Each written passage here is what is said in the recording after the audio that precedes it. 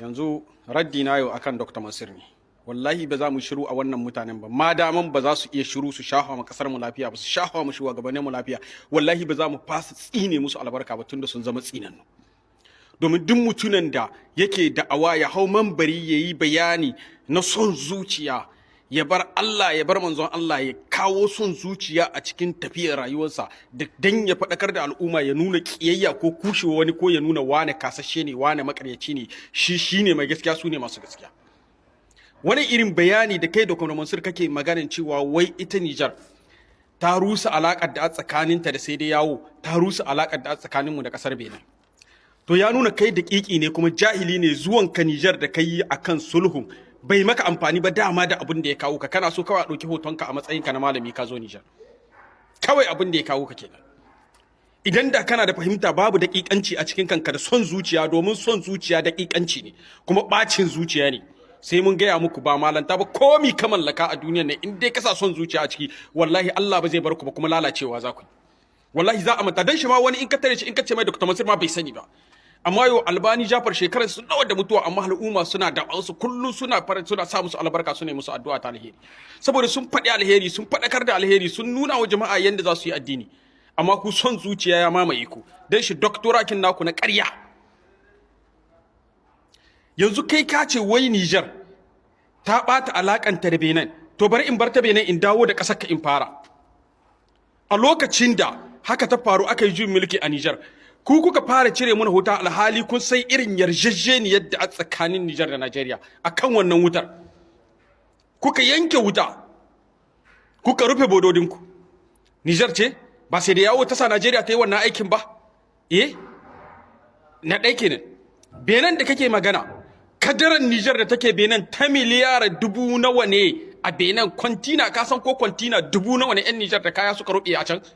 Ka san arzikin 'yan Nijar wanda Benin ta dwaɗe iyaka, ta ruhe iyakanmu da ita, su suka fara ruhe iyaka tsakaninmu da su.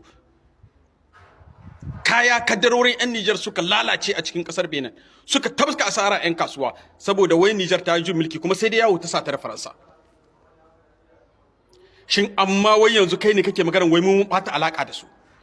Mu muka ɓata alaƙan ko su suka lalata alaƙa, kuma har yanzu suke bibiyan mu da bi ta ƙulli. Da ƙulle-ƙulle na 'yan ta'adda da komi wanda ake yi. Wannan lakurawan da kake magana suna nan a local government din Silami da ina, suna nan zaune a cikin local government ɗinku, suna nan a cikin jihar Sokoto zaune, kuma sojojinku da su bai kai kilo 10 ba. Yanda wani bawan Allah ya kiraye ni yayi min WhatsApp, yace ko muryar saka in dora in mai adalci, yace billahi allazi la ilaha illa huwa, bawan Allah yake maganan cewa wallahi tsakanin inda lakurawa suke da sojojin Najeriya bai kai kilo 20 ba. Sun san wuri, sun san inda suke zaune, kuma ya ce wallahi sansani 11 yanzu gare su, da 8 ne amma sun ƙara. Kana ina ba kana cikin jihar Sokoton ba? Me kai magani a ciki? Sojan ka me yayi? Wai har wai soja ne wai na Najeriya wai zai zo ya aza live, wai yana cika sojojin Nijar wai sun gudu. Yanzu lokacin da kuka gudu a Bama, kuka gudu a can a bodar Chad da ko ina kuka baro barukokin sojan Najeriya ne ke ɗiban riga, yana sabta ya yadda bindiga ya sa jallabiya domin ya samu ya tsira da rayuwar shi a hannun Boko Haram. Waye ya gaya maka ina ne sojan Nijar ya taba guduwa? Wallahi idan suka ga sojan Nijar, suka ga tutar sojan Nijar, guduwa 'yan Boko Haram suke. Wai ku kuke da wannan bakin magana, wai ku da kallabin mace ma ta fi ku. Wannan sojojin naku da mata sun fi su amfani. Wallahi ko mata ka ɗiba kasa su a dajin nan, wallahi za su yi maganin su. Matan sojan Nijar wallahi sai sun yi maganin wannan matsalar ta Najeriya. Amma wai ku kuke da bakin magana, wai an taɓa ƙasar ku. To da ƙasar ku ya taɓa ko ku ya ci mutu? Gaya muku yayi, haƙƙi ne na makwabtaka ya faɗa muku dan kada Allah ya tambaye shi.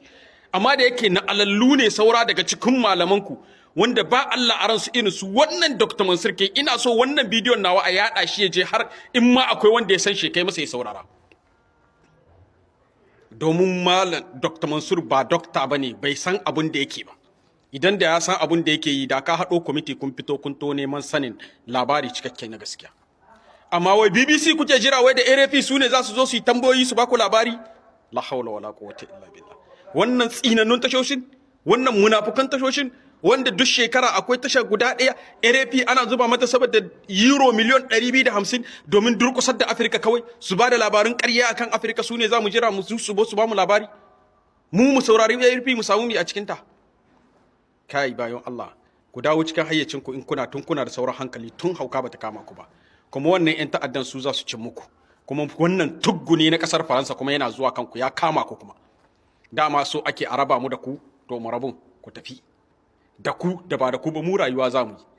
Wallahi muna da hanyar kasuwanci da yawa, bododi guda 7 muke da su, ƙasa 7 muke boda da ita. Najeriya ba abin da ta yi muna.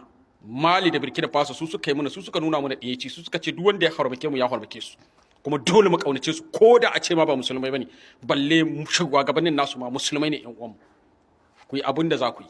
In kuna da abin da ya surutu wannan ku yi. Najeriya wanda ya hasala ya ɗauko makami ya shigo Nijar, wallahi in sojan Najeriya tsallako Nijar wallahi kashinsa ya bushe. Ku gwada ku gani.